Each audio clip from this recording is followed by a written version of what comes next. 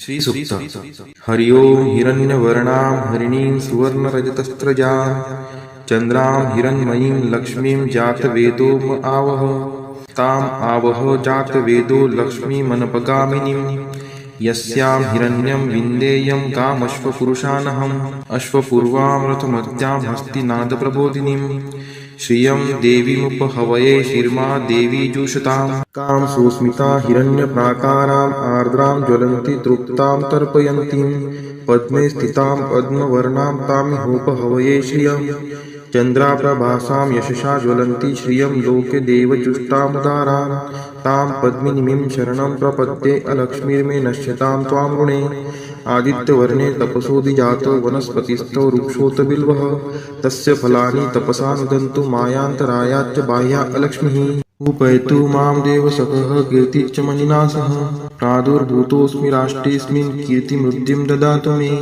क्षुत्पिपासामलां ज्येष्ठाम् अलक्ष्मीं नाशयाम्यहम् अभूतिं समृद्धिं च सर्वा निर्नुद्मे गृहात् गन्धद्वारां दुराधर्षां निष्टपुष्टां करीषिणीम् ईश्वरी सर्वभूतानां तामिहोपहवये श्रियं मनसः काममाकुतिं वाचः सत्यमशीमहि पशूनां रूपमन्नस्य मयि श्रीश्रयतां यशः कर्दमेन प्रजागुता मयि सम्भवकर्दम श्रियं वासय मे कुले मातरं पद्ममालिनीम् आपः स्रजन्तु स्निग्धानि चिक्लितवसमे गृहे नीचदेवीं मातरं श्रियं वासय मे कुले आर्द्रायः कर्णीं यष्टिं सुवर्णां हेमालिनीं सूर्यां हिरण्मयीं लक्ष्मीं जातवेदो म आवह आर्द्रां पुष्करिणीं पुष्टिं पिङ्गलां पद्ममालिनीं चन्द्रां हिरण्मयीं लक्ष्मीं जातवेदो म आवह तां म आवह जातवेदो लक्ष्मीमनपगामिनीं यस्यां हिरण्यं प्रभूतं गावो दाश्चोश्वान् विन्देयं पुरुषानहम् यः शुचिः प्रयतो भूत्वा जुहुयादाज्य मन्वहं सुक्तं पञ्चदशर्चं च श्रीकामः सततं जपेत् फलश्रुति पद्मानने पद्मपुरु पद्माक्षि पद्मसंभवे तन्मे भजसि पद्माक्षि येन सौख्यमलभाम्यहम् अश्वदायै गोदायै धनदायै महाधने धनं मे लभतां देवी सर्वकामान् च देहि मे पद्मानने पद्मविपद्मपत्रे पद्मप्रिये पद्मदलायताक्षी विश्वप्रिये विष्णुनोनुकुले त्वत्पाद पद्ममयी सन्निधत्स्व पुत्रं पौत्रं धनं धान्यं हस्त्यश्वादिगवे रथं प्रजानां भवसि माता आयुष्मन्तं करोतु मे धनम् अग्निर्धनं वायुर्धनं सूर्यो धनं वसुः धनम् इन्द्रो बृहस्पतिर्वरुणं धनम् अस्तु मे वैनतेय सोमं पिबतु वृत्रः सोमं धनस्य सोमिनो मह्यं ददातु सोमिनः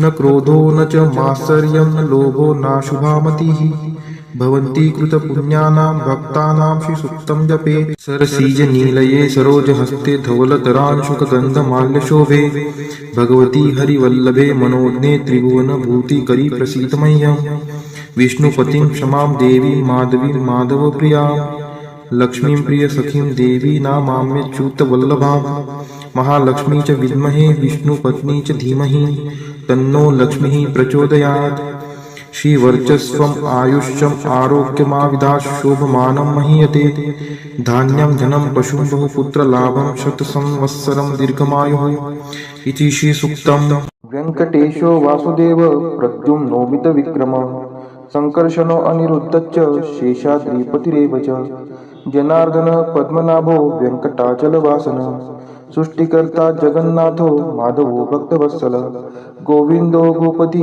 कृष्णकेशवो गरुडध्वज वराहो वामनश्चैव नारायण अधोक्षज श्रीधर पुण्डरीकाक्ष सर्वदेवस्तुतो हरि श्रीनृसिंहो महासिंह सूत्रकार पुरातन रमानाथो महीभर्ता मधुर पुरुषोत्तम चोडपुत्रप्रिय शान्तो ब्रह्मादीनां वरप्रद श्रीनिधि सर्वभूतानां भयकृद्भयनाशनः श्रीरामो रामभद्रश्च भवबन्धैकमोचकः भूतावासो गिरावास श्रीनिवास श्रियपतिः अच्युतानन्द गोविन्दो विष्णुर्वेङ्कटनायकः सर्वदेवैकशरणं सर्वदेवैकदैवतं समस्तदेवकवचं सर्वदेवशिखामणि इदं कीर्तितं यस्य विष्णोरमिततेजसः त्रिकाले यः पठेत् नित्यं पापं तस्य न विद्यते।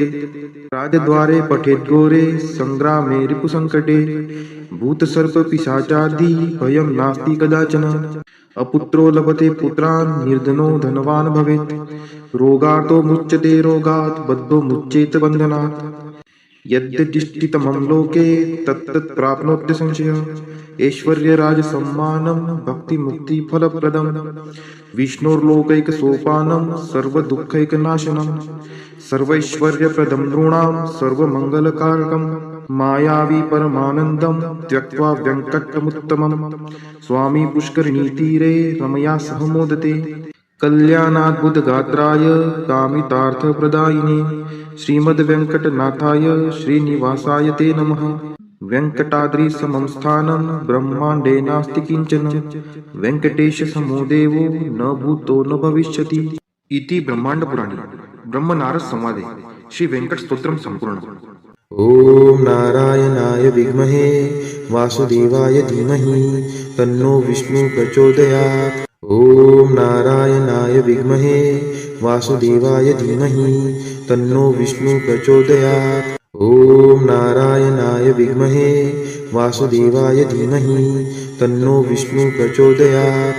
ॐ नारायणाय विद्महे वासुदेवाय धीमहि तन्नो विष्णु प्रचोदयात्। ॐ नारायणाय विद्महे वासुदेवाय धीमहि तन्नो विष्णु प्रचोदयात्। ॐ नारायणाय विद्महे वासुदेवाय धीमहि तन्नो विष्णु प्रचोदयात्। ॐ नारायणाय विद्महे वासुदेवाय धीमहि तन्नो विष्णु प्रचोदयात्। ॐ नारायणाय विद्महे वासुदेवाय धीमहि तन्नो विष्णु प्रचोदयात्। ॐ नारायणाय विद्महे वासुदेवाय धीमहि तन्नो विष्णु प्रचोदयात्। ॐ नारायणाय विद्महे वासुदेवाय धीमहि तन्नो विष्णु प्रचोदयात्। ॐ नारायणाय विद्महे वासुदेवाय धीमहि तन्नो विष्णु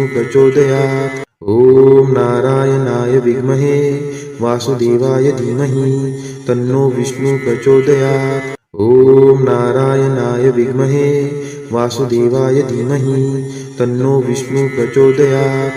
ॐ नारायणाय विद्महे वासुदेवाय धीमहि तन्नो विष्णु प्रचोदयात्।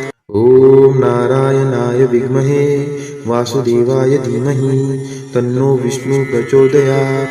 ॐ नारायणाय विद्महे वासुदेवाय धीमहि तन्नो विष्णु प्रचोदयात्। ॐ नारायणाय विद्महे वासुदेवाय धीमहि तन्नो विष्णु प्रचोदयात्। ॐ महालक्ष्मी च विद्महे विष्णुपत्नी च धीमहि तन्नो लक्ष्मी प्रचोदयात्। ॐ महालक्ष्मी च विद्महे विष्णुपत्नी च धीमहि तन्नो लक्ष्मी प्रचोदयात्। ॐ महालक्ष्मी च विद्महे विष्णुपत्नी च धीमहि तन्नो लक्ष्मी प्रचोदयात्। ॐ महालक्ष्मी च विद्महे विष्णुपत्नी च धीमहि तन्नो लक्ष्मी प्रचोदयात्। ॐ महालक्ष्मी च विद्महे विष्णुपत्नी च धीमहि तन्नो लक्ष्मी प्रचोदयात्। ॐ महालक्ष्मी च विद्महे विष्णुपत्नी च धीमहि तन्नो लक्ष्मी प्रचोदयात्। ॐ महालक्ष्मी च विद्महे विष्णुपत्नी च धीमहि तन्नो लक्ष्मी प्रचोदयात्। ॐ महालक्ष्मी च विद्महे विष्णुपत्नी च धीमहि तन्नो लक्ष्मी प्रचोदयात्।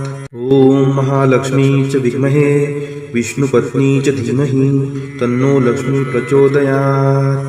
ॐ महालक्ष्मी च विद्महे विष्णुपत्नी च धीमहि तन्नो लक्ष्मी प्रचोदयात्।